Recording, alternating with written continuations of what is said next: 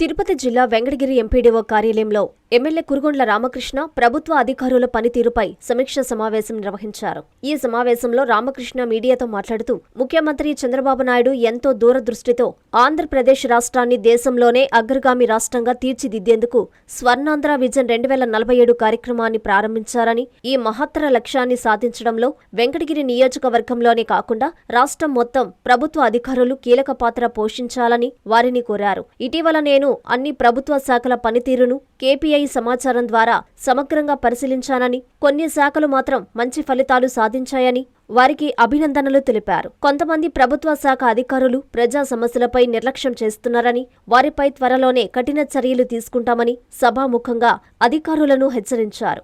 గ్రామీణ అభివృద్ధి పనులు జరుగుతున్నాయని, పాఠశాలల్లో విద్యార్థుల హాజరు, చదువులో నాణ్యత మెరుగుపడాలన్నారు. ఆరోగ్య కేంద్రాలలో సేవల ప్రమాణం పెరగాలని, రైతులకు ప్రభుత్వ పథకాలు పూర్తిగా అందజేయాలన్నారు. పలు ప్రజా సమస్యల గురించి ప్రభుత్వ అధికారులపై ఎమ్మెల్యే ఆగ్రహం వ్యక్తం చేశారు. ఈ కార్యక్రమంలో ఎంపీపీ తనుజారెడ్డి, ప్రభుత్వ అన్ని శాఖల అధికారులు పాల్గొన్నారు.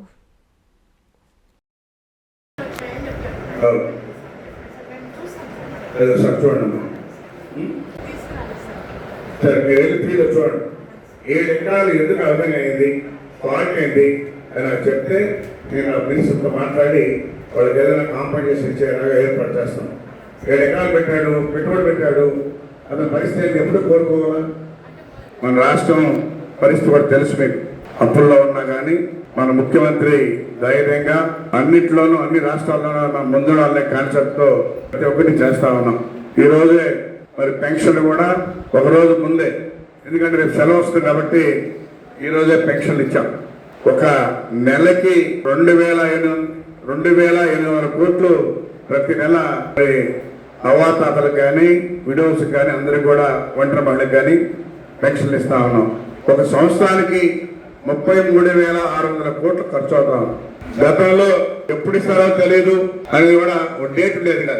ఈ రోజు 1వ తారీఖున సెలవు వస్తే ముందుగానే ఇచ్చే విధంగా ఈ రోజు మన ముఖ్యమంత్రి ప్లాన్ చేసి ఏర్పాటు చేసి ఈ రోజు ఇవ్వడం జరుగుతుంది చెప్పని కూడా తెలియజేస్తా ఉన్నాం. అదేవిధంగా ఈ రోజు ముఖ్యంగా అన్ని డిపార్ట్మెంట్తో మనం ఈరోజు రివ్యూ పెట్టుకోవడం, ఎందుకంటే మనం డెప్త్కి వెళ్ళి ఏమేమి ప్రాబ్లమ్స్ ఉన్నాయో అవన్నీ కూడా మనం క్లియర్ చేయాలి, ప్రజల్లో ఉండాలి, మన రాష్ట్రం అన్ని రాష్ట్రాల కన్నా బాగుండాలి. రాబోయేటువంటి 2047కి పేదరికం లేనటువంటి రాష్ట్రంగా చేయాలన్నదే మన ముఖ్యమంత్రి ముఖ్య ఉద్దేశం. అందుకని ఈరోజు సిబిఏపీ ఏపీఐ సమీక్షా సమావేశానికి వెంకటగిరి నియోజకవర్గం నుంచి ఈ సమీక్ష నిర్వహించేటువంటి అన్ని శాఖల అధికారులకు, ఇంజనీర్లకు, సోదరి మండలకు మీ అందరికీ నా హృదయపూర్వక నమస్కారాలు. మన గౌరవ ముఖ్యమంత్రులు నారా చంద్రబాబు నాయుడు గారు ఎంత దూరదృష్టితో ఆంధ్రప్రదేశ్ రాష్ట్రాన్ని దేశంలోనే ఆమె రాష్ట్రంగా తీర్చిదిద్దడం, ఆయనకి స్వర్ణాంధ్ర విజన్ 2047 అనేది పెట్టుకుని ఈ కార్యక్రమాలన్నీ కూడా ప్రారంభించాం. అదేవిధంగా మహత్తర లక్ష్యాన్ని సాధించడంలో వెంకటగిరి నియోజకవర్గం కీలక పాత్ర పోషించాలని, అందుకే ఈరోజు కేపీఐ సమీక్షా సమావేశం ఎంతో ప్రాధాన్యంగా నిర్వహిస్తున్నాం. అందుకని ఇటీవల శాఖల పనితీరును కేపీఐ రిపోర్టు ద్వారా సమగ్రంగా పరిశీలించాను. కొన్ని శాఖల నుంచి ఫలితాలు సాధించాయి, వారికి అభినందనలు కూడా తెలియజేస్తా ఉన్నాను. కొన్ని ముఖ్య సూచికల్లో ఇంకా మెరుగుదల అవసరం ఉంది. అభివృద్ధి అంటే కేవలం పనులు ప్రారంభించడం కాదు, వాటిని లక్ష్యాలకు అనుగుణంగా పూర్తి చేసి ప్రజలకు ప్రయోజనం చేకూర్చడం. అదేవిధంగా కేపీఐ రిపోర్ట్ ద్వారా సమీక్షించి ముఖ్య అంశాలు: గ్రామీణ అభివృద్ధి పనులు జరుగుతున్నాయి కానీ పూర్తి శాతం పెరగాలి, మరియు చదువులో నాణ్యత మెరుగుపడాలి, ఆరోగ్య కేంద్రాల్లో సేవల ప్రమాణం పెరగాలి, తల్లి శిశువు ఆరోగ్యంపై ప్రత్యేక శ్రద్ధ తీసుకోవాలి, రైతులకు పథకాలు రబ్బీ పూర్తి చేయాలి, ఫీల్డ్ స్థాయిలో అధికారులు మరింత చురుగ్గా ఉండాలి. ఈ 3 పథకం కొన్ని వాళ్ళకి 2,50,000 అందరూ కూడా ఇల్లు కట్టుకోవచ్చు, ఇల్లు లేనటువంటి వాళ్ళు అందరూ ఇల్లు కట్టుకోవచ్చు. స్థలం లేదు చెప్తే మండలాల్లో అధికారులు చెప్పి ఎంఆర్ఓలు చెప్పి మీకు సైట్ కూడా ఏర్పాటు చేస్తాం. అందుకని ఎందుకంటే మన ముఖ్యమంత్రి క్లియర్గా ఉన్నాడు, ఇల్లు లేని పేదవాళ్ళు ఉండకూడదు, ప్రతి ఒక్కరికి ఇల్లు ఉండాలనే కాన్సెప్ట్తో ఈరోజు మన ప్రభుత్వం పనిచేస్తుందని చెప్పని కూడా తెలియజేస్తూ మీరు అన్ని డిపార్ట్మెంట్ ఇచ్చినందుకు. ఈ P4 సర్వేని నిర్వహించబడింది. దీన్ని ప్రతి ఒక్క మండలంలో, ప్రతి ఒక్క పంచాయతీల్లో ప్రతి ఒక్కరు కార్యకర్తలు అలాగే డిపార్ట్మెంట్ వాళ్ళు మొబిలైజేషన్ చేసుకొని ఈ కార్యక్రమాన్ని బాగా ప్రజల్లోకి ముందుకు తీసుకువెళ్తే ప్రతి గ్రామాలు కూడా ఎంతో అభివృద్ధి చెందుతాయి.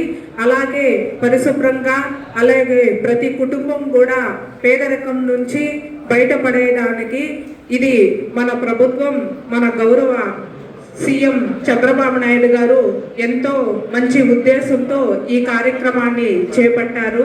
ప్రతి ఒక్కరు కూడా ఈ కార్యక్రమంపై మంచి పట్టు సాధించాలని, ప్రతి పంచాయతీలు బాగా అభివృద్ధి చెందాలని మనస్ఫూర్తిగా కోరుకుంటున్నాము.